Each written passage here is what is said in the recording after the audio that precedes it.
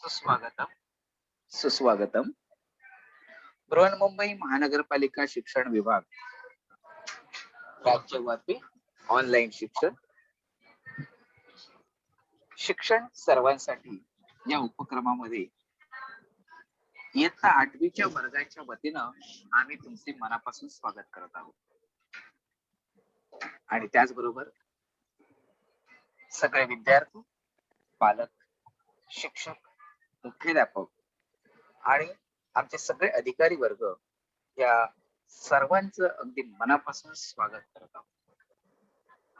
रसिको, उद्या 26 जानेवारी, खरं म्हणजे उद्याचा दिवस आपल्यासाठी हा अभिमानाचा दिवस आहे. आणि हा 26 जानेवारी दिवस आपण दरवर्षी प्रजासत्ताक दिन म्हणून साजरा करतो हे सर्वांनाच ज्ञात आहे. कारण याच दिवशी म्हणजे 26 जानेवारी 1950 पासून आपली भारतीय राज्यघटना अंमलात आली आणि खऱ्या अर्थाने आपल्या भारतामध्ये प्रजासत्ताक राज्य निर्माण झालं. आणि त्याचाच भाग म्हणून उद्या होणारा हा जो 26 जानेवारी प्रजासत्ताक दिनाचा कार्यक्रम आहे तो आम्ही आज साजरा करत आहोत. तुम्ही म्हणाल उद्या प्रजासत्ताक दिन आणि आज कसा साजरा करायचा? आपण फार तर त्याला या प्रजासत्ताक दिनाचा पूर्वरंग म्हणूया आणि हा प्रजासत्ताक दिन आपण साजरा करू. आणि यासाठी मी सर्वात प्रथम आपल्या या ग्रुपमधील, आपल्या या गटातील जे तज्ञ मार्गदर्शक आहेत त्यातील संगीत विभागाच्या आणि संगीत विषयाच्या तज्ञ मार्गदर्शिका आदरणीय गौरी आठल्ले मॅडम यांना विनंती करतो की त्यांनी देशभक्तीपर गीत गाऊन या कार्यक्रमाची सुरुवात करावी. आदरणीय आठल्ले मॅडम.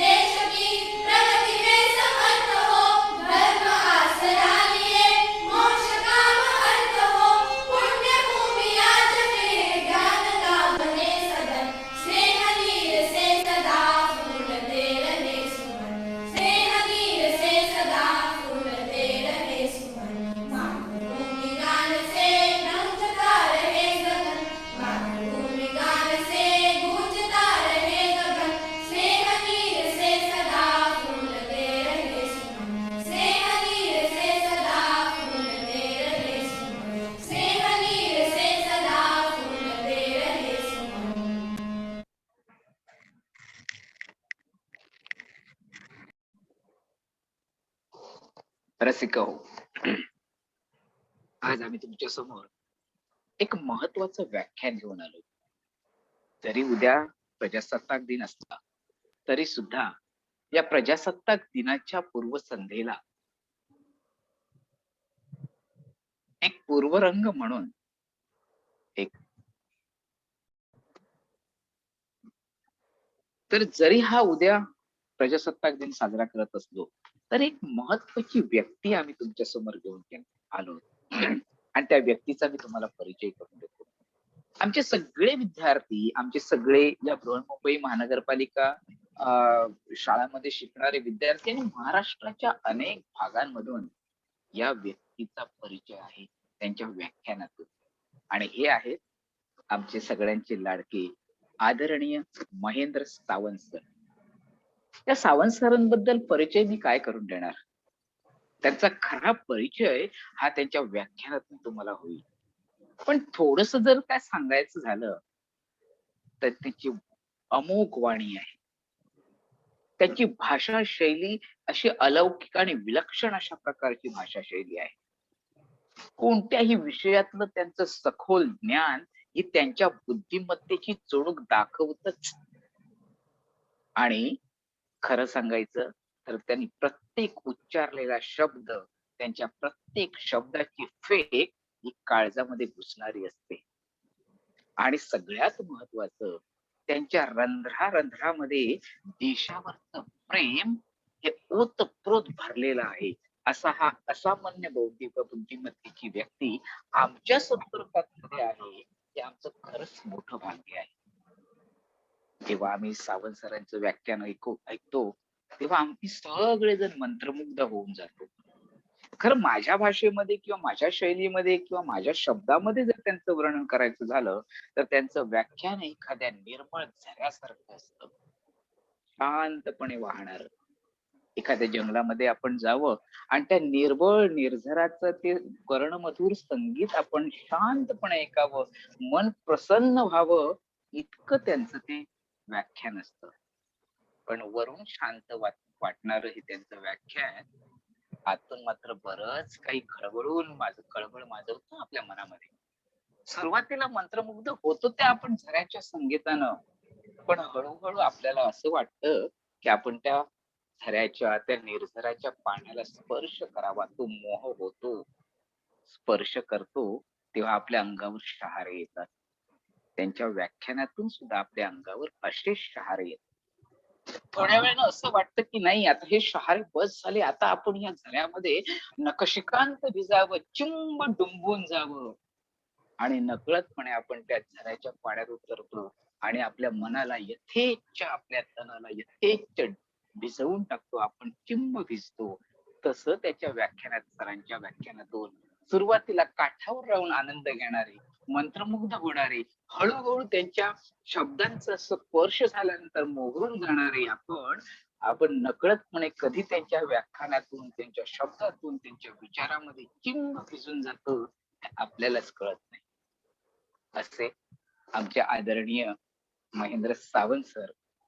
तर खरंच आज मोठं आमचं भाग्य आहे की तुम्ही आज आम्हाला आमच्या समोर या आणि खरं सांगायचं तर तुमचा हा अतिशय आवडीचा विषय आहे.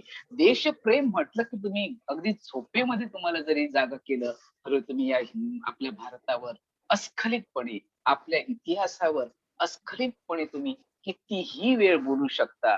ते सुद्धा प्रत्येकाच्या मनाचा ठाव घेत. आज तर तुम्हाला मी विनंती करतो की आमच्या या सगळ्या रसिक प्रेक्षकांना, आमच्या मुलांना, आमच्या पालकांना प्रजासत्ताक दिनाच्या संदर्भात मार्गदर्शन करावं. आणि हो रसिक हो, आजचा आपला विषय आहे भारतीय प्रजासत्ताक, सार्वभौमत्वाचं वरदान. बघू आपले सावंत सर आपले काय विचार म्हणतायत. आम्ही उत्सुक आहोत, तुम्ही सगळे उत्सुक आहात. चला आपण खरंच एकदा चिंब भिजूया या सावंत सरांच्या व्याख्यानातून, त्यांच्या शब्दातून, त्यांच्या वाक्यातून. आदरणीय सावंत सर, आपण आपलं व्याख्यान सुरू करावं. नमस्कार. सर्वप्रथम खरोखर गावडे सर, आपण इतक्या उंचावरती आम्हाला नेऊन ठेवलंय की आम्ही त्यासाठी त्याचं सार्थक करण्याचा आणि ते सिद्ध करून दाखवण्याचा अगदी जीवनभर प्रयत्न करू. आपण जे आमच्याबद्दल जी बिरुदं वापरलीत ती सार्थक नक्कीच करून दाखवू. आणि एकच याच्या मागची प्रेरणा असते की हा इतिहास विद्यार्थ्यांना ऐकावा असा नाही, तो त्यांच्यामध्ये रुजवावा आणि त्यांनी पेटून उठावं. आणि त्यासाठी ही तळमळ असते. आज खरोखर मी भाग्यवान समजतो की पुन्हा एकदा ऐतिहासिक विषयावरती मला बोलण्याची इथे संधी देण्यात आलेली आहे, पाचारण करण्यात आलेलं आहे. कारण ही माझ्या दृष्टीने फार मोठी मी मेजवानी समजतो की या विषयावर मला बोलायला मिळावं आणि व्यासपीठ प्राप्त व्हावं, आणि ते सुद्धा एवढं व्यापक व्यासपीठ मला या ठिकाणी प्राप्त झालंय. मी थोडासा भाग्यवानच समजतो आणि माझ्या व्याख्यानाला सुरुवात करतो. सर्वप्रथम आजच्या व्याख्यानास उपस्थित समस्त अधिकारी वर्ग, माझे शिक्षक वर्ग आणि मुख्यतः हे आयोजक वर्ग आणि पालक वर्ग आणि या माझ्या विद्यार्थी मित्रांनो, या सर्वांचं सहर्ष स्वागत करून मी आजच्या या प्रजासत्ताक दिनाच्या पूर्वदिनी प्रजासत्ताकाबद्दल 2 शब्द व्यक्त करतो. यावडे सरांनी सांगितल्याप्रमाणे आपले भारतीय प्रजासत्ताक सार्वभौमत्वाचे एक वरदान या विषयावरती आपण बोलणार आहोत. तर विद्यार्थी मित्रांनो, सर्वप्रथम मी तुम्हाला या प्रजासत्ताक दिनाच्या खूप खूप सर्वांना शुभेच्छा देतो. तुम्हाला ठाऊकच आहे की आपले 2 राष्ट्रीय सण फार महत्वाचे आहेत. एक स्वातंत्र्य दिन आणि दुसरा प्रजासत्ताक दिन. आपण बरेच सण उत्सव साजरी करतो, अगदी रंगून जातो, दंग होऊन जातो. त्या सगळ्या मागच्या भावना धार्मिक असतात, वेगवेगळ्या प्रकारच्या असतात. परंतु राष्ट्रीय भावना, राष्ट्रप्रेम, जाज्वल्य देशप्रेम जर निर्माण करणारे कोणते सण असतील तर ते हे 2 सण. आणि म्हणून माझ्या मते तरी सर्वात जास्त धूमधडाक्यात म्हणण्यापेक्षा अतिशय देशप्रेमाने ओथंबलेल्या भावनेने देशाच्या कानाकोपऱ्यात प्रत्येक व्यक्तीने हे सण साजरे केले पाहिजेत. आणि हे साजरी करण्याचं स्वरूपही पूर्णतः वेगळं असलं पाहिजे. वेगळं म्हणजे कसं, इथे कुठे कर्मकांड नसतील, इथे कोणते थोटांड असेल ते फक्त देशप्रेम स्वतःमध्ये रुजवणं आणि दुसऱ्यामध्ये पेरणं, अशा स्वरूपाचा हा सण प्रत्येक ठिकाणी साजरा व्हायला पाहिजे. आणि आपण प्रत्येकाने मला काय करता येईल हे त्या ठिकाणी मांडलं पाहिजे, व्यक्त केलं पाहिजे. तर अशा ह्या प्रजासत्ताक दिनानिमित्त एक मला नेहमी असा प्रश्न पडायचा, लहानपणाची गोष्ट, कदाचित माझ्या विद्यार्थी मित्रांना अजूनही तो प्रश्न असेल, स्वातंत्र्य दिन आणि प्रजासत्ताक दिन 2-2 दिवस का ठेवलेले बरं, आणि 2 दिवसाचं काय वेगळेपण आहे? मी तर म्हणतो काही विद्यार्थ्यांचं 15 ऑगस्ट स्वातंत्र्य दिनाचं भाषण 26 जानेवारीला पण चालून जातं. तसंच्या तसं म्हटलं काय फरक पडतो? फक्त प्रजासत्ताक दिनच्या जागी स्वातंत्र्य दिन, स्वातंत्र्य दिनच्या जागी प्रजासत्ताक दिन. कारण मुळात आहे ना, याच्या मागचा भेद जो आहे तो विद्यार्थ्यांना तितकासा कळलेला नसतो. आपण बघूया आता मग नक्की प्रजासत्ताक म्हणजे मोठं वरदान असा आपण विषयच आहे. सार्वभौमत्वाचं वरदान लाभलेलं आहे म्हणजे नक्की काय आहे हे खरोखर जाणून घेणं गरजेचं आहे. कारण मी तर असं म्हणेन की आजचा दिवस हा चिंतनाचा आहे, विचारमंथनाचा आहे.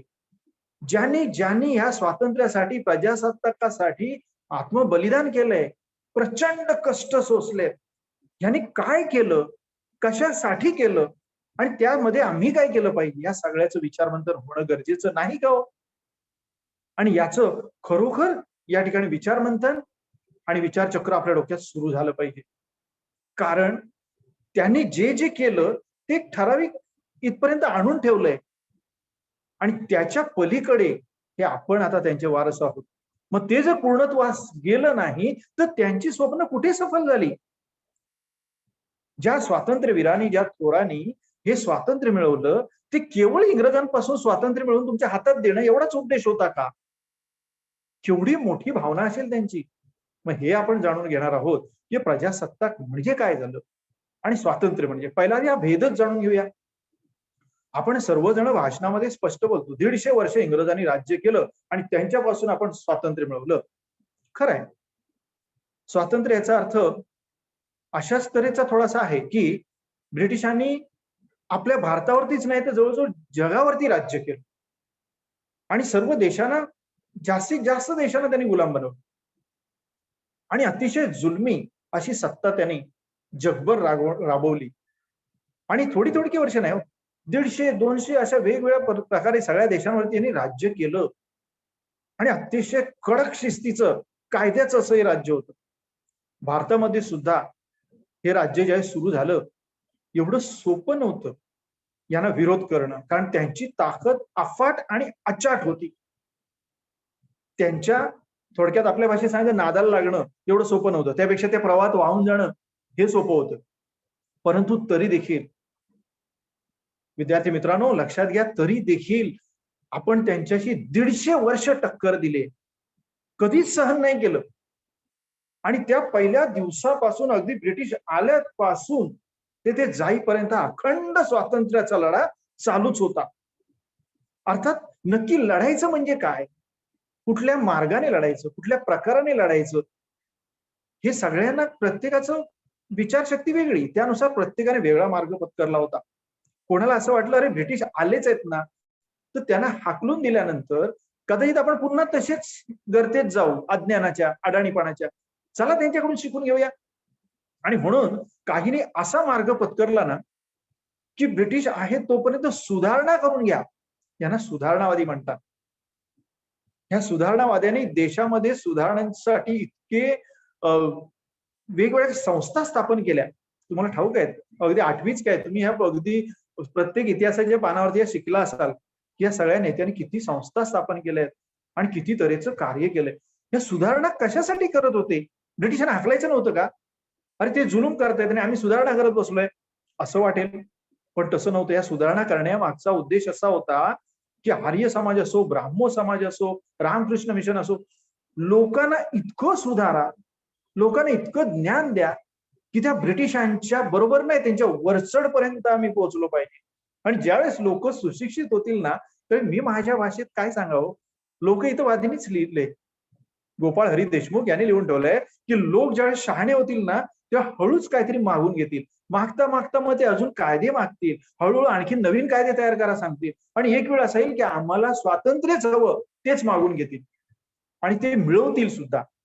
म्हणजे यांचा उद्देश असा सुप्त होता की सुधारणा करता करता आम्ही स्वातंत्र्य मिळवणार आहोत.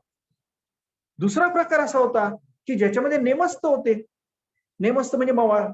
ते म्हणाले ब्रिटिशांकडून सुधारणा मागूनच घ्यायच्या, एक एक एक एक करून सगळ्या सुधारणा करता करता देश सुधारणार. तिसरा प्रकार मात्र टिळकांचा असंतोष, जहाल मतवादी. जहाल म्हणजे तिखट हो, तीक्ष्ण अगदी. म्हणजे लोक असं तापलं पाहिजे, लोकांचं लोक चिडले पाहिजे. आणि एकट्या दुकट्याने ब्रिटिशांना आपण नाही अडवू शकत, नाही त्यांच्याशी लढू शकत. मग करायचं काय? अखंड देशाने एकाच वेळेस प्रखर लढा द्यायचा. मग कुठल्या मार्गाने? सगळ्या प्रकाराने जे जे मार्ग सापडतील. उदाहरणार्थ पुस्तकातून तुम्ही असंतोष व्यक्त करा, वर्तमानपत्रातून करा, तुमच्या सणासुदींमधून करा, तुम्ही भाषणातून करा, किती मार्ग त्यांनी दिले. आणि या सगळ्या मार्गातून ब्रिटिशांना सळो की पळो करून सोडा. कोणी एकाने नाही, देशातल्या प्रत्येकाने ब्रिटिशांना सळो की पळो करून सोडा. एवढ्यांची लढणं ब्रिटिशांना शक्य होणार नाही, ते तोंड देऊच शकणार नाही. कारण मोर्चे असतील, संप असतील, हरताळ असतील, काय किती साधनं वापरता येतील. ही सगळी साधनं आपल्या टिळकांच्या या जहाल मतवादाने दिली. त्याच्या पलीकडे काही ना असं वाटत होतं याच्याही पलीकडे जायला पाहिजे. आणि म्हणून काही जण भूमिगत मार्ग पत्करला, काही जणांनी प्रति सरकार स्वतःची वेगळी सरकार स्थापन केली. ब्रिटिशांचं सरकार आम्ही मानत नाही, आमचं स्वतःचं सरकार. प्रति सरकार स्थापन झाली. किती प्रकार. अहिंसावादी, स्वतः गांधींचा मार्ग तर हा जगावेगळाच होता, कारण यापूर्वी असा मोठा मार्ग एवढ्या व्यापक प्रमाणात कोणीच स्वीकारला नव्हता. त्यामुळे गांधींचा लढा यशस्वी होईल की नाही ही थोडी शंका जगाला वाटत होती. परंतु गांधींनी हा सुद्धा अहिंसेचा लढा, हाती शस्त्र न घेता ब्रिटिशांशी लढता येतं हेही दाखवून दिलं. आणि शेवटी आणखीन पलीकडचा मार्ग म्हणजे तुम्हाला ठाऊक आहे की सशस्त्र क्रांती. काहीच नाही, हातामध्ये शस्त्र घ्या आणि तुटून पडा. ते बॉम्ब असतो, ते पिस्तूल असो, जे हातामध्ये शस्त्र सापडेल ते ब्रिटिशांच्या विरोधात वापरा आणि त्यांना हाकला. त्यांना भारतातून कसंही करून या देशातून बाहेर काढा. अशा तऱ्हेचा सशस्त्र क्रांतिकारक. कारण या सगळ्यांचा अभ्यास आपल्याला करायचा आहे की कशा तऱ्हेने स्वातंत्र्य मिळालं असेल. खरोखर आश्चर्य वाटतं, काय काय केलं असेल या लोकांनी आणि किती किती केलंय. ना स्वतःचा संसार पाहिला, ना स्वतःसाठी जगले फक्त देशासाठी. कारण मिळवायचं होतं स्वातंत्र्य आणि लढायचं होतं थेट ब्रिटिशांशी. ते लढले, उभे हयातभर लढले. कशाची तमा बाळगली नाही, अगदी मृत्यूची सुद्धा नाही. तुम्हाला ठाऊक असेल ब्रिटिशांनी तर भयानक असा सेल्युलर जेल उभारला होता. कुठे? अंदमानमध्ये. का अंदमानमध्ये? कारण भारताचा संपर्कच येऊ नये. भारताचा जरी हा भाग असला तरी तो कितीतरी किलोमीटर एवढ्या हजारो किलोमीटर दूर असलेला पत्ता सुद्धा लागणार नाही, आम्ही काय हाल करतो या लोकांचे. अशा तऱ्हेने ब्रिटिशांनी आपल्या क्रांतिकारकांचे भयानक हाल.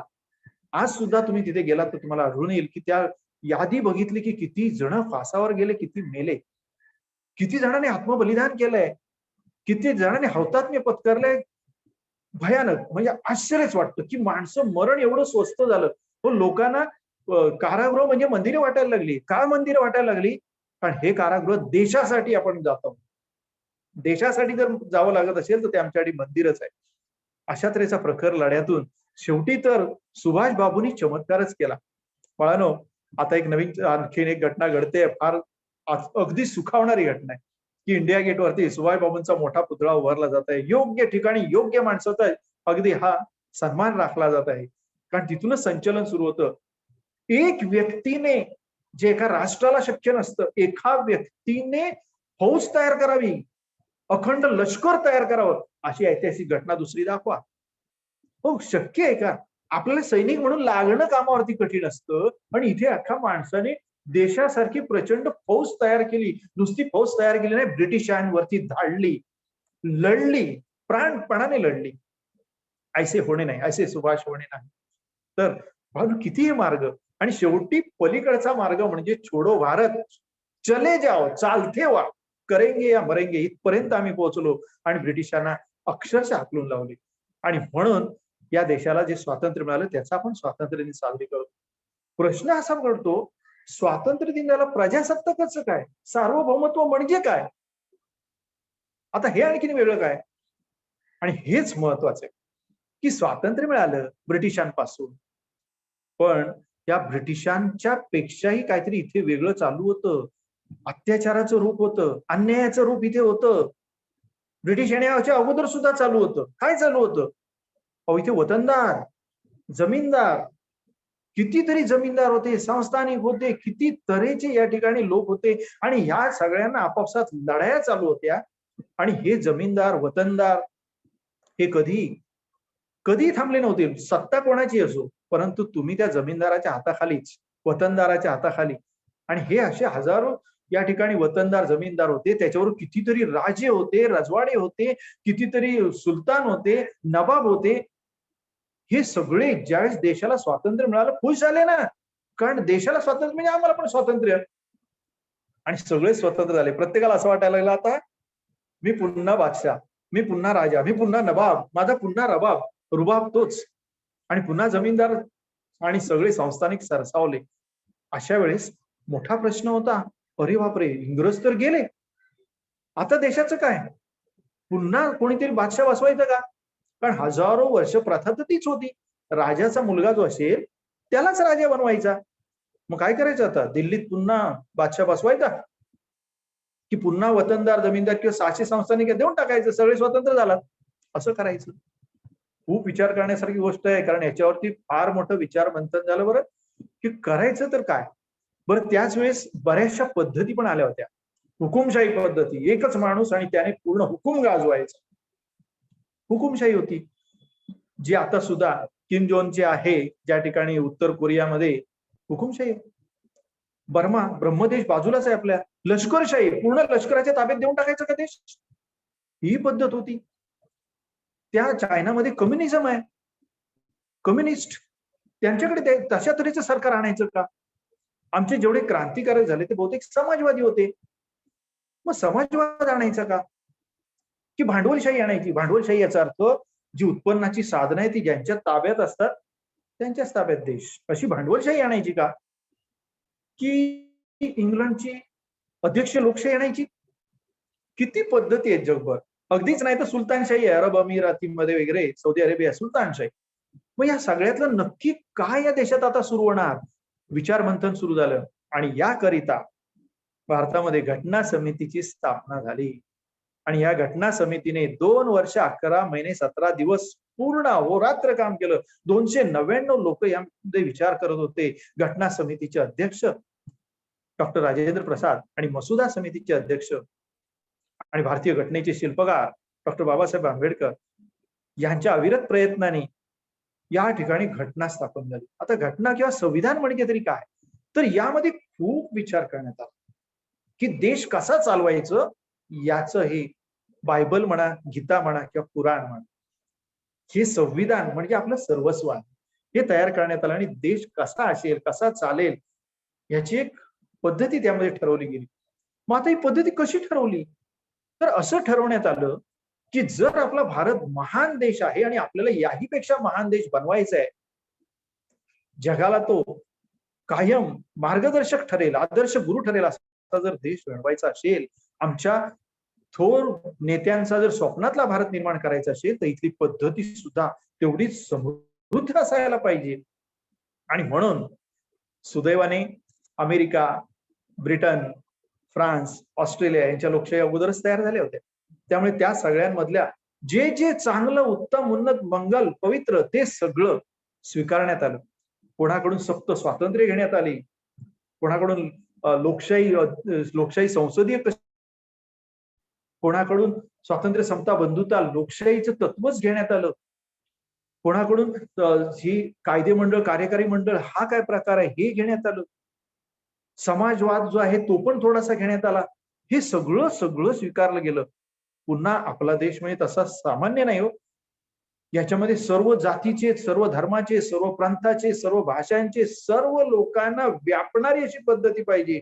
आणि म्हणून या जगातल्या सगळ्या चांगल्या पद्धतीचं सार या ठिकाणी जमा करण्यात आलं आणि ते सार म्हणजे सारं काही आलेलं अशी आपली संविधान. सांगावयाचा अभिमान वाटतो की आपल्या संविधानात काय नाहीये, सर्व सर्व प्रकारचं जे जे नवीन संशोधन झालं होतं की राज्य पद्धती कशी असावी हे सगळं आपल्याला प्राप्त झालंय. किती नशिबान आपण आहोत की असं संविधान आपल्याकडे आहे, अशा तऱ्हेची पद्धती आपल्याकडे आहे, शासन पद्धती, की ज्यामुळे आपण आतापर्यंत एवढी वर्ष, एवढी मोठी, जगातली सगळ्यात मोठी लोकशाही आणि सगळ्यात समृद्ध लोकशाही म्हणून आपण मिरवत आहोत. आणि ज्या पद्धतीने स्थापन झाली आहे, अजून कितीतरी वर्ष नव्हे, अखंड अविरतपणे ही लोकशाही आपण चालवू शकतो आणि ती अशाच तऱ्हेने जगाला ललांबूट ठरेल. परंतु बऱ्याचदा प्रश्न असा पडतो की खरोखर का या सगळ्या लोकशाहीमुळे सगळी समस्या सुटल्या आणि आपण समृद्ध झालो, सगळ्यांच्या आपापसात भांडणं मिटलेत, वाद मिटलेत, ते संघर्ष थांबले, असं वाटतंय का? दुर्दैवाने थोडंसं उत्तर याचं नकार आहे की खरोखरच आपण तेवढं काही अगदी आपापसातले संघर्ष थांबवू शकलो नाहीये. मग असं का होतं याचाही विचार व्हायला पाहिजे की कुठे काय चुकतंय. तर याच्यामध्ये मी एकच म्हणेन की याच्या मागे जर खरं कारण असेल तर ते म्हणजे त्या संविधानाची चूक नाही, आपल्याला वापरताना आपण काहीतरी चूक करत आहोत, आपल्याला त्याचा सुयोग्य वापर करता येत नाही. कदाचित आपण संविधान जाणूनच घेतलं नाही, आम्हाला ठाऊकच नाही. असं जर असेल तर ती समृद्ध लोकशाही कशी होईल? आणि म्हणून आपण हे सगळं जाणून घेतलं पाहिजे की संविधान म्हणजे काय आहे आणि त्यामधून आपल्याला काय काय प्राप्त झालंय. लक्षात घ्या की एक काळ असा होता की आपल्याला कसलंच काहीच स्वातंत्र्य नव्हतं, की एक काळ म्हणजे हजारो वर्षात आपण काय व्यवसाय करायचा हे आपण नाही ठरवणार, आपली जात ठरवायची, आपल्या जातीवरून आपला व्यवसाय ठरायचा. आपण काय बोलायचं हे राजा ठरवायचा, तो राजा जो असणार त्याच्या बाजूनेच बोलायचं. आपण कुठे जायचं, कसं राहायचं, सगळं सगळं पारतंत्र्यच होतं ना एक तऱ्हेचं. म्हणजे थोडक्यात या प्रजासत्ताक दिनामुळे बरोबर 26 जानेवारी 1950 रोजी जे प्रजासत्ताक सुरू झालं, यामुळे आपल्या प्रजेच्या हातात सत्ता आली आणि म्हणून त्याला प्रजासत्ताक म्हणतात. प्रजेच्या हातात सत्ता आली म्हणजे काय? याचा अर्थ सरळ आहे की आता आमच्यावरती कोणत्या राजाची सत्ता नाही, आता ही प्रजेची सत्ता. प्रजा म्हणजे कोण? तुम्ही, आम्ही, सारेजण. या देशाचा प्रत्येक नागरिक म्हणजे प्रजा. आणि या प्रजेच्या हातामध्ये आता सत्ता आहे. तुम्ही आम्हीच देश चालवत आहोत. बऱ्याच जणांना असंही वाटतं की आपण कुठे देश चालवतोय, आपण कुठे काय करतोय. हो, हेच तर प्रत्येकाला बिंबवून दिलं पाहिजे की हा देश तुम्ही आम्हीच चालवतो आहोत. या देशाचं संपूर्ण शासन हे प्रजेच्याच हातात आहे. कशावरून? सामान्य अगदी उदाहरण आहे की या देशामध्ये जर तुम्हाला कोणाला निवडून द्यायचं असेल तर राष्ट्रपतींना देखील एकच मत देता येतं, पंतप्रधानांना सुद्धा एकच मत देता येतं आणि अतिशय सामान्य माणूस देशातला आहे, देशाचा नागरिक आहे, त्याला सुद्धा एकच मत देता येतं. म्हणजे आपली किंमत केवढी आहे राष्ट्रपतींच्या बरोबरीची. आपल्या मताची किंमत ही सर्वांच्या बरोबरीचीच आहे, सर्वांना समान पद्धती आहे, कोणाला अतिशय महत्व मोठं नाही. यातून समजतं की अशा तऱ्हेने आपल्याला केवढी मोठी संधी दिलेली आहे. मग आता यात असा प्रश्न आहे की आपण चालवतो कसं? हो, निवडून कोण देतो? आपणच. निवडून कोण येतो? आपणच. की कोणी राजाचा मुलगा येतो आणि तो तुम्हाला जबरदस्ती करतोय? नाही. या ठिकाणी निवडून द्यायलाही आपण आहोत आणि तुमच्या आमच्या मनात आलं तर आपणही निवडून येऊ शकतो ना. उभं राहावं कोणीही आणि तुम्ही क्षमता सिद्ध करावी की मी हा देश चालवू शकतो आणि आपणही देश या ठिकाणी निवडून येऊ शकतो. आणि म्हणूनच बाळांनो सांगायला विद्यार्थी मित्रांनो खूप बरं वाटतं की म्हणूनच केवळ या लोकशाहीमध्ये अतिशय गरीब असलेला, अतिशय सर्वसामान्य शेतकऱ्याचा मुलगा, ज्याला आपल्या शाळेत जाण्यासाठी अक्षरशः नदीमध्ये जी नाव होती ती नावेचे पैसे भरण्यास सुद्धा त्याकडे पैसे नव्हते, त्याला ती नाव पलीकडे घेऊन जाऊ शकत नव्हती आणि म्हणून पोहत जाणारा मुलगा सुद्धा, दररोज शाळेत पोहत जाणारा मुलगा सुद्धा या देशाचे शास्त्रीजी म्हणून पंतप्रधान होऊ शकले. प्लॅटफॉर्म वरती चहा विकणारे व्यक्ती सुद्धा पंतप्रधान नरेंद्र मोदी होऊ शकले. एका नावाड्याचा मुलगा आणि अक्षरशः वर्तमानपत्र टाकणाऱ्याचा मुलगा सुद्धा या ठिकाणी आपले एपीजे अब्दुल कलाम राष्ट्रपती बनू शकले. थोडी मोठी उदाहरण आहेत. हे सिद्ध करतं ना की सामान्यातला सामान्य माणूस देखील या देशाचं सर्वोच्च पद सुद्धा मिळवू शकतो. हेच ते प्रजासत्ताक. विचार करा, पूर्वीच्या काळी होतं का हे? नाही. संस्थानिकाचा मुलगा संस्थानिक, नवाबाचा नवाब आणि त्याचाच रुबाब. पण आज मात्र असं नाही. आज कोणी माणूस तुम्हाला वाटला हा नाही योग्य, तुम्ही काढून टाकू शकता. तुम्ही दुसरा घ्या. अतिशय चांगल्यात चांगली माणसं तुम्हाला आणखीन पुन्हा 5-5 वर्षांनी संधी आहे की या ठिकाणी बदला, अजून बदल करून आणा, अजून चांगले शोधा. अर्थात यासाठी गरज आहे तुम्हाला आम्हाला सज्ञान होण्याची, ज्ञान मिळवण्याची. जर आपण अडाणी असू तर लोकशाही सुद्धा अडाणी राहील. आणि म्हणून हे प्रत्येक नागरिकाचं कर्तव्य आहे की प्रत्येक नागरिक हा सज्ञान नागरिक झालाच पाहिजे, असा त्याने स्वतः प्रयत्न केला पाहिजे, इतरांना सुद्धा सज्ञाने केलं पाहिजे. आज देशामध्ये जर विदारक अवस्था असेल तर याचमुळे आणखीन काय पाहिजे? हो, मला सांगा काय द्यावं अजून? आपल्याला हक्क दिलेले आहेत, आपल्याला सप्त स्वातंत्र्य दिले आहेत.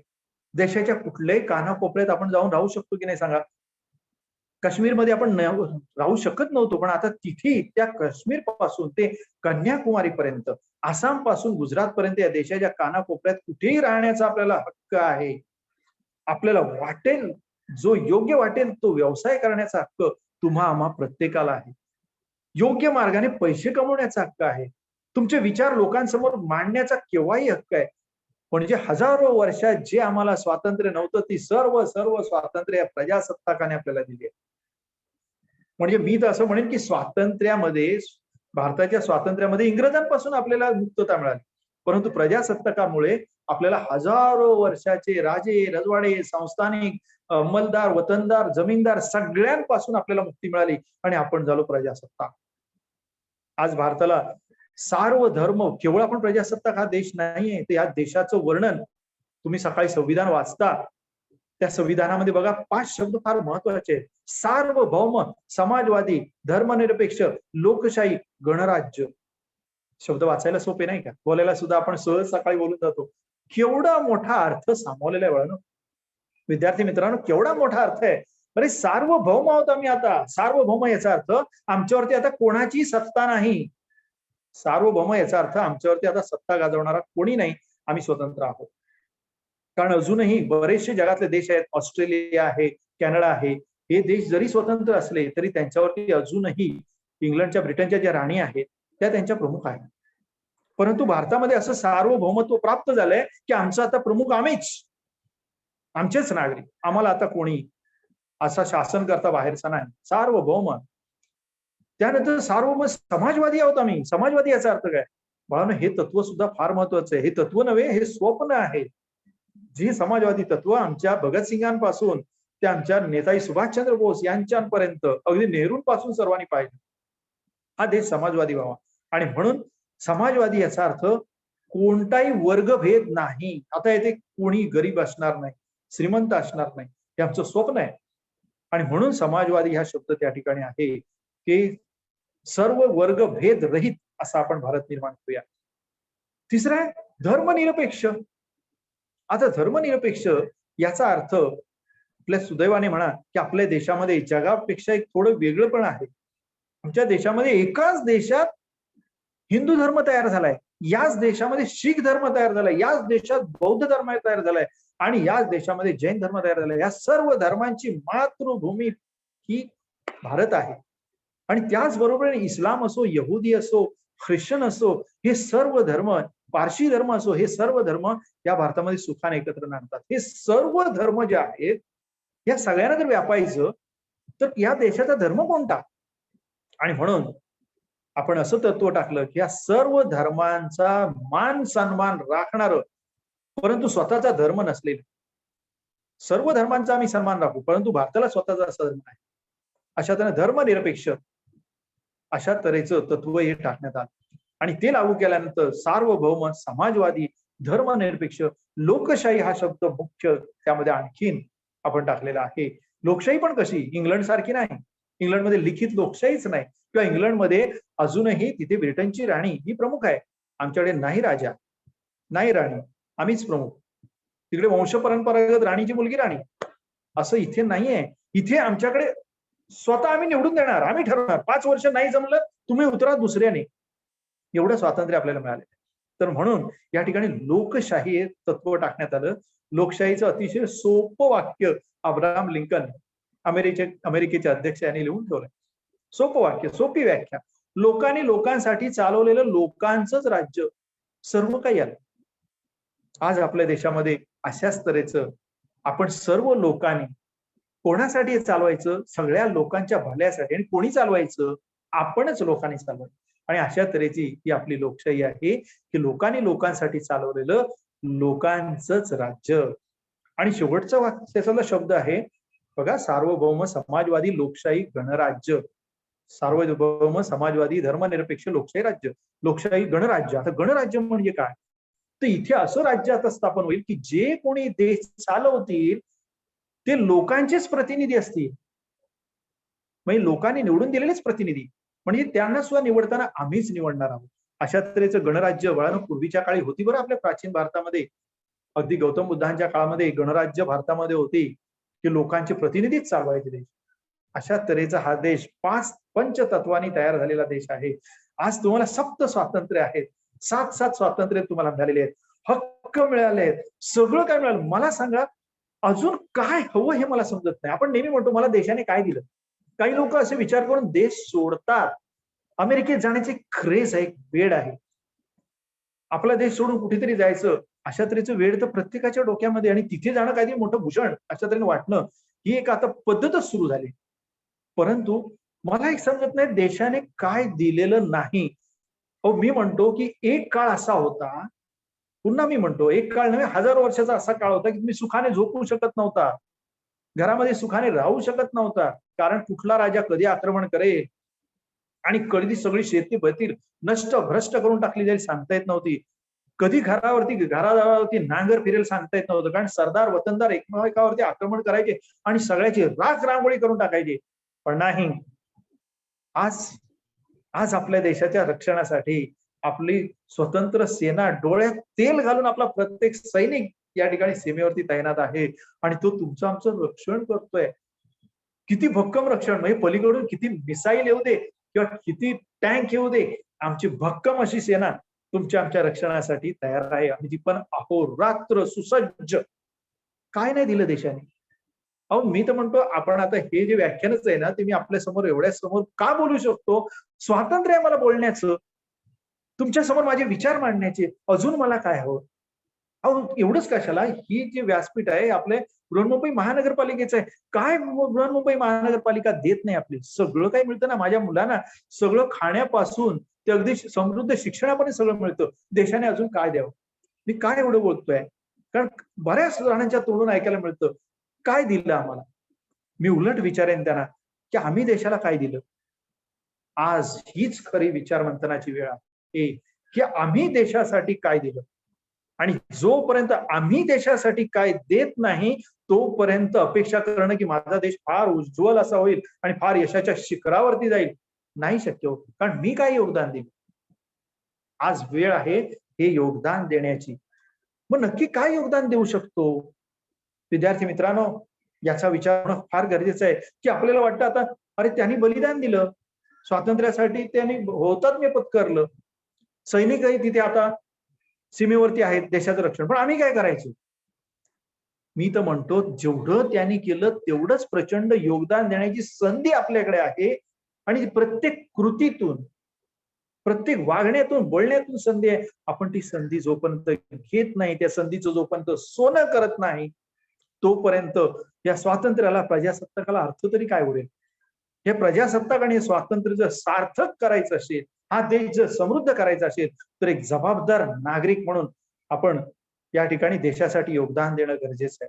काय योगदान देणार? सरळ गोष्ट आहे, अगदी सोपी गोष्ट आहे. तुम्हाला जो जो हक्क प्राप्त झालाय त्या हक्काबरोबर जबाबदारी चिकटवायची.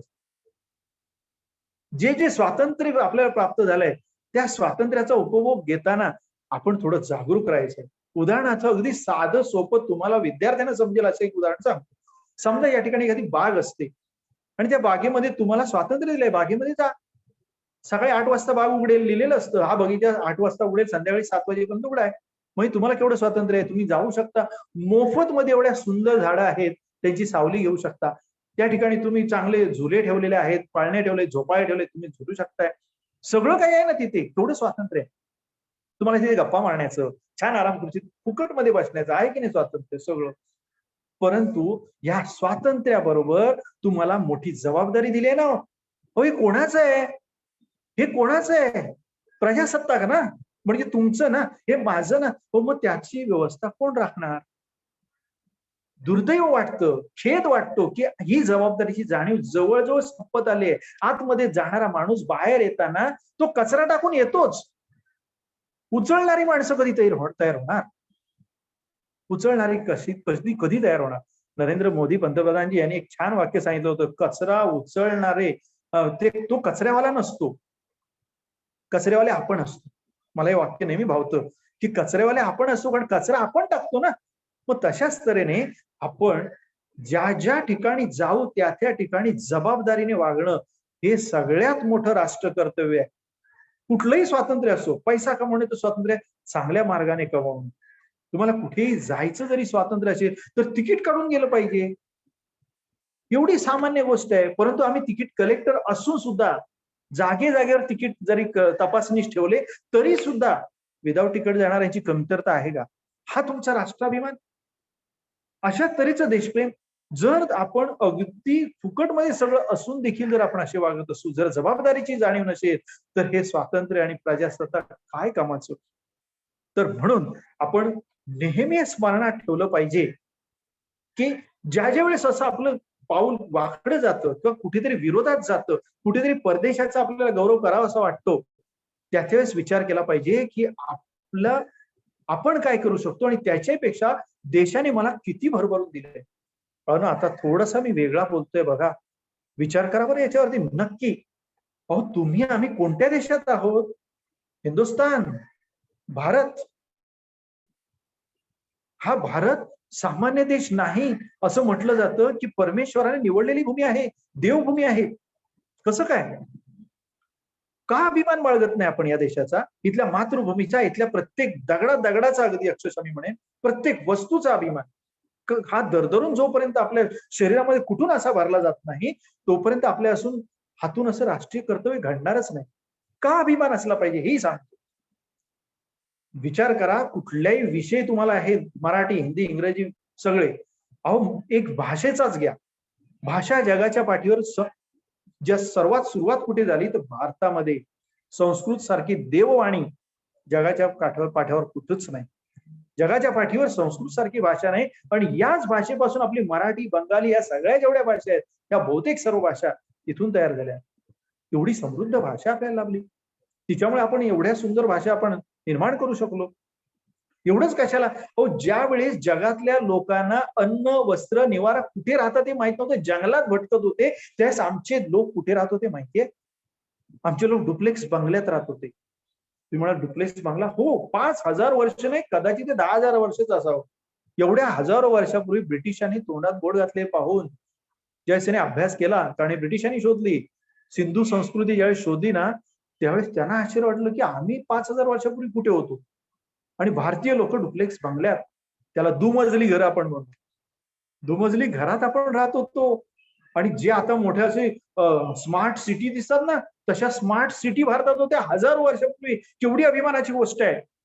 कालीबंगन, लोथल, दायमाबाद, मोहेंजोदडो, हरप्पा, कितीतरी अशा शहराच्या शहर, म्हणजे शहर नाही तर स्मार्ट सिटी.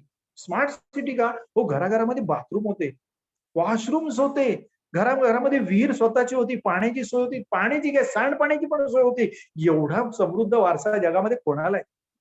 अहो, ज्या वेळेस लोकांना काय खातात, कशातरी खातात ते माहित नसताना आम्ही वेद लिहिले आहेत.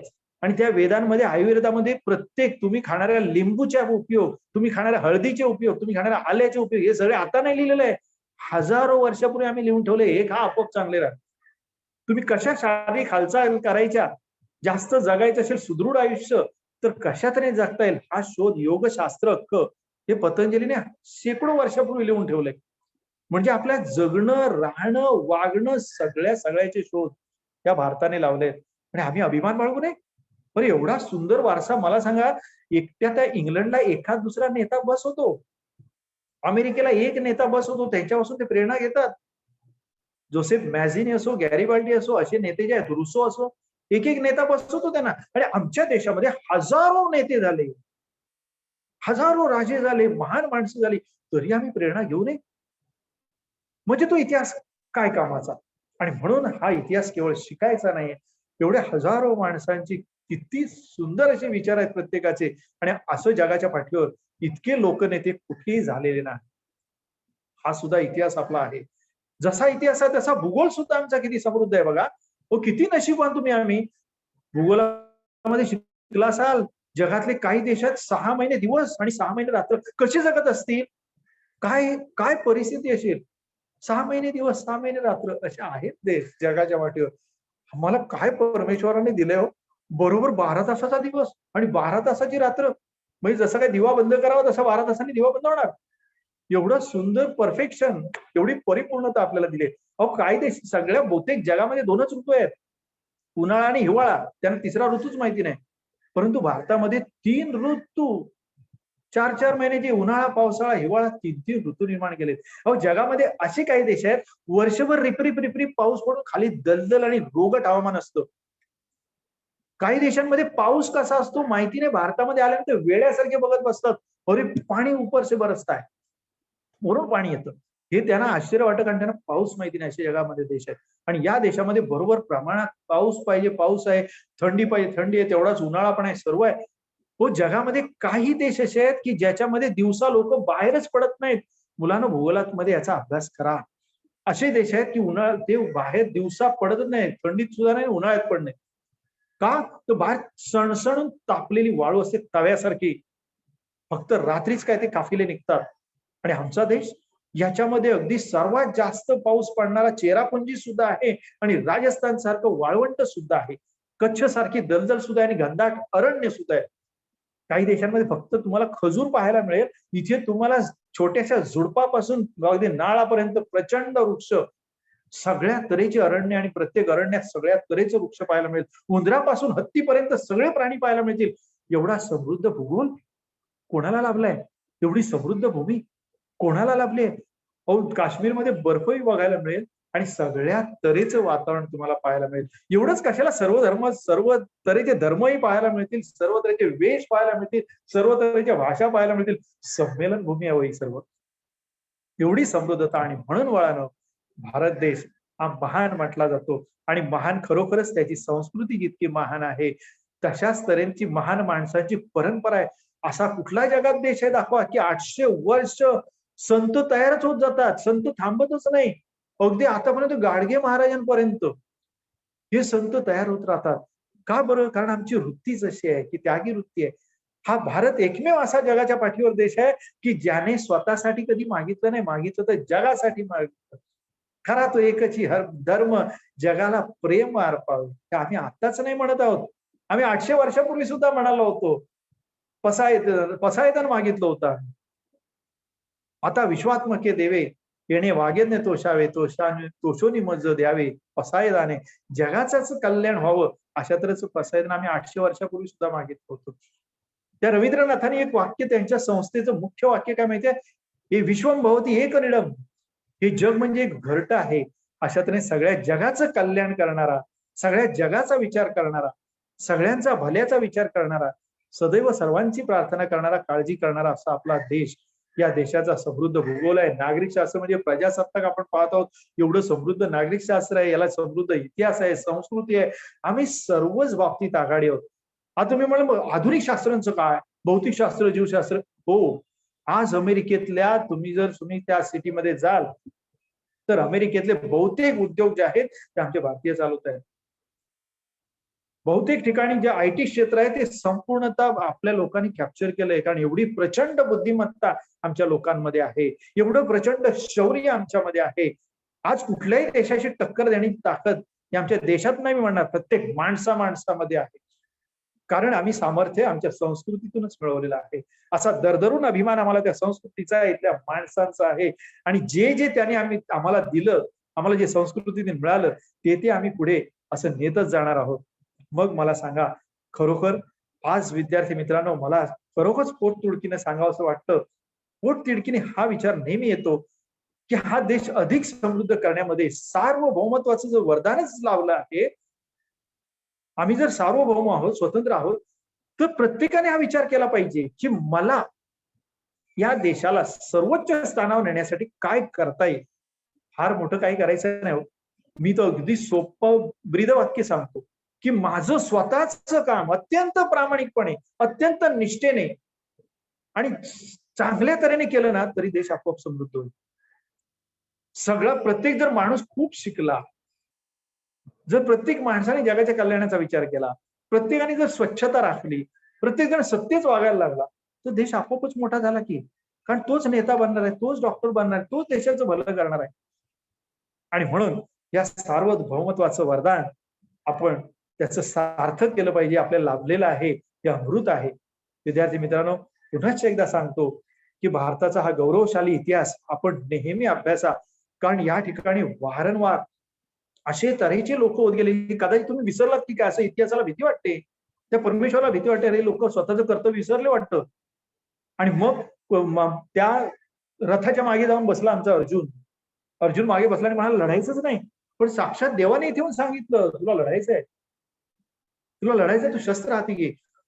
एक अर्जुनाने असं, कृष्णाने अर्जुनाला सांगितलं असंच नाही, तर वारंवार असं घडत गेलंय. स्वतः आमच्या छत्रपतींनी सांगितलं, अरे समोरचा शत्रू संपूर्ण देशावर राज्य करणार असेल तरी सुद्धा लढण्याची ताकद तुमच्यामध्ये छत्रपतींनी तयार केली आहे. म्हणजे वारंवार आपल्याला हे जागं करता केलं गेलं आहे. किती राजाने, किती नेत्याने आपल्याला जागं केलंय, तरी आपण कधी जागे होणार. आपलं सगळ्यात मोठं काय असेल तर स्वतःचं सामर्थ्य जागृत करा, स्वतःला समर्थ बनवा. मला काहीच येत नाही, मी फार तणावामध्ये आहे, मला काही मिळालंच नाही, माझं कसं होणार आणि मी कसा जगणार, अशा तऱ्हेचे ज्यावेळेस विचार असतात, चिंता खूप, आणि मला काहीच नाही, मी स्वतःला ज्यावेळेस तुम्ही कमी समजलात त्यावेळेस तुम्ही कमीच आहात, आणि ज्यावेळेस तुम्ही स्वतःला मोठे समजतात त्यावेळेस तुम्ही मोठेच आहात. त्यामुळे आपल्याला काहीतरी मोठं मिळवायचं आहे. अगदी काही नसलेल्या दारिद्र्यामध्ये असून सुद्धा आमचे, आणि जाती बाहेर बहिष्कृत असून सुद्धा आमचे आंबेडकर आज कोलंबियामध्ये त्यांचा सर्वात मोठा पुतळा असावा, कर्तृत्वाचा महामेरू करून दाखवावा. म्हणजे हे सर्व आपल्या हातात आहे. आणि म्हणून ही ओळख, स्वतःची ओळख स्वतःला पटवली पाहिजे. त्याचं एक छोटंसं उदाहरण सांगतो की जामवंत आणि हनुमंत हे उभे होते किनाऱ्यावरती दक्षिणेच्या, आणि पलीकडे श्रीलंका दिसत होती, परंतु मध्ये मोठा महासागर, आणि ह्या हिंदी महासागराचा मधला भाग जो आहे पार कसा करायचा, कदापि शक्य नाही समुद्र पार करणं. त्यावेळी जामवंताने एकच सांगितलं, हनुमंता जरा डोळे मीठ आणि तू स्वतः जागृत कर, तुझ्यामध्ये अचाट शक्ती आहे, ती जागृत केलीस ना ते काहीच कठीण नाही. आणि मग हनुमंताने खरोखरच ज्यावेळेस डोळे मिटले आणि स्वतःमधली ती जागरूकता, ती प्रचंड शक्ती, ती ऊर्जा ज्यावेळेस त्याने आणली, त्यावेळेस तो क्षणार्धात त्याने हनुमान उडी घेतली आणि ती झेप थेट त्या श्रीलंकेत. आज आपल्याला अशा तऱ्हेचं स्वतःची जाणीव, स्वतःची ओळख आपण करून घेतली पाहिजे, स्वतःला ओळखलं पाहिजे. आणि हे सार्वभौम, तुम्हाला देशाने सगळंच दिलंय, तुम्हाला सगळी स्वातंत्र्य दिलंय, त्याचं सोनं कसं करायचं हे तुमच्या आमच्या हातामध्ये आहे. आणि मला खात्री आहे हे ज्यावेळेस मी चांगला घडतो त्यावेळेस माझं कर्तव्य असतं माझ्या बरोबरीच्या माणसाला सुद्धा चांगलं घडवायचं. आणि यासाठी सगळ्यांचं कसं भलं होईल, सामाजिक जाणीव कशी निर्माण होईल, हे प्रत्येकाने आपण तयार करणार आहोत. प्रत्येकाच्या मनामध्ये आज खरोखर त्यातल्या आणखीन आपण महाराष्ट्रामध्ये जन्मलोय, ज्याचं नावच महान राष्ट्र. महान राष्ट्र म्हणजे मोठं आणि महान असलेलं राष्ट्र, अशा भूमी जन्मलोय. तुम्हाला आम्हाला सगळ्यांना वारसा कोणाचा आहे हे आपण पाहिलं पाहिजे, की सगळ्या तऱ्हेचे लोक या ठिकाणी होऊन गेलेत आणि हा समृद्ध वारसा आपण पुढे घेतला पाहिजे. संतांचा आहे, राजांचा आहे. आणि ह्या सगळ्यांपासून प्रेरणा घेऊन आपण ह्या प्रजासत्ताक सार्थक करणार आहोत. खरोखर विद्यार्थी मित्रांनो, त्या गीतेतला एक महत्वाचा शब्द आहे, उत्तिष्ठ जागृत प्राप्त वरांनी बोधत. उठा, जागे व्हा आणि आपलं इप्सित ध्येय प्राप्त करा. आणि त्यासाठी कधी आयुष्यात स्वतःला कमी समजू नका. मी हे करणार आणि हे सिद्ध करूनच दाखवणार, हे होणारच, अशी प्रचंड ऊर्जा, प्रचंड इच्छाशक्ती आपण जागी केली पाहिजे. आणि खरोखर ज्याने निर्माण केलं हे प्रजासत्ताकापर्यंत, ज्यांनी संघर्ष केला, स्वातंत्र्य मिळवलं, स्वातंत्र्य मिळवल्यानंतर प्रजासत्ताक मिळवून दिलं, एवढं प्रचंड मोठं कार्य त्यांनी केलं. त्यांचं स्वप्न केवढं मोठं असेल आणि ते स्वप्न ते तुम्हाला आम्हाला देऊन गेले. आणि अशा सार्वभौमत्वाचे वरदान, हे सार्वभौमत्व आपण सिद्ध केलं पाहिजे आणि हा प्रजासत्ताक सार्थक करून दाखवला पाहिजे. आणि आपण सगळ्यांनी असं दाखवलं पाहिजे की खरोखरच भारत देश किती महान आहे. एक काळ असा होता बाळांनो की या ठिकाणी नालंदा युनिव्हर्सिटी होती और ज्यावेळेस लोकांना शिक्षण माहिती नव्हतं, आम्ही मात्र अभिमानाने सांगतो की ब्रिटिशांनी आम्हाला शिकवलं. अहो कोण म्हणतं, ब्रिटिशांनी शिकवण्याच्या अगोदर हजारो वर्ष या ठिकाणी नालंदा युनिव्हर्सिटी विद्यापीठ होतं. 7-7 मजली उंच एवढा मोठा त्या ठिकाणी ग्रंथालय 7 मजल्याचं होतं, खचून भरलेल्या पुस्तकाने. अहो इथे लोक शिकायला, ते युवान शाम सारखी माणसं इथे शिकायला येत असत आणि ती प्रवासी म्हणून आल्यानंतर सगळे हस्तलिखित घेऊन जात असत. एवढं ज्या ठिकाणी समृद्ध ज्ञान होतं. आज पुन्हा अशा तऱ्हेचा ज्ञानाचा वारसा सुदैवाने, खरोखर त्या काळामध्ये ज्यावेळेस लोकांना लिहिण्याचा पत्ता नव्हता, त्यावेळेस लोकांनी आमच्या वेद, वेदांत, उपनिषद तेव्हा लिहिली. हजारो लोक, त्यातले काही ऋषीमुनी तर असे होते की त्याने आयुष्यात संसारही केला नाही, संन्यासी राहिले. कशासाठी? तर या देशातलं सगळं ज्ञान जगाच्या कल्याणाच्या विचारासाठी. आज हा विचार कुठेतरी हरवतोय असं वाटत नाही का? आपण जोपर्यंत फक्त स्वतःचाच विचार करू, मी, माझं, मला, अगदी समोर ठेवलेल्या वस्तू, मी बऱ्याचदा अनुभव घेतो, मी मुद्दाम 25 मुलं आणि 25 वस्तू ठेवतो आणि सांगतो घेऊन जा आता. काय होतं माहितीये तुम्हाला? त्या 25 वस्तू पुरतच नाहीत. 1-2 जण म्हणतात सर मला मिळालीच नाही. याचं कारण काय माहितीये? आमची वृत्ती अशी असते की एखाद दुसरा विद्यार्थी असा नक्की निघतो, तो 2-2 घेऊन टाकतो. ही वृत्ती जोपर्यंत आहे, नाही पहिलं बाकीच्यांना मिळू द्या, माझ्या वाट्याचा आहे, असा विचार जोपर्यंत आपण रुजवत नाही, सगळ्यांचा विचार आपण जोपर्यंत करत नाही, देशाचा विचार करत नाही, तोपर्यंत लोकशाही समृद्ध होणार नाही हो. आणि म्हणून तुम्हाला प्रजासत्ताक दिनाच्या खूप खूप शुभेच्छा देतो. आणि मला खात्री आहे की एक आदर्श नागरिक म्हणून आपण सगळेजण या ठिकाणी लोकशाही समृद्ध कराल, त्यासाठी शुभेच्छा देतो आणि आपली रजा घेतो. धन्यवाद.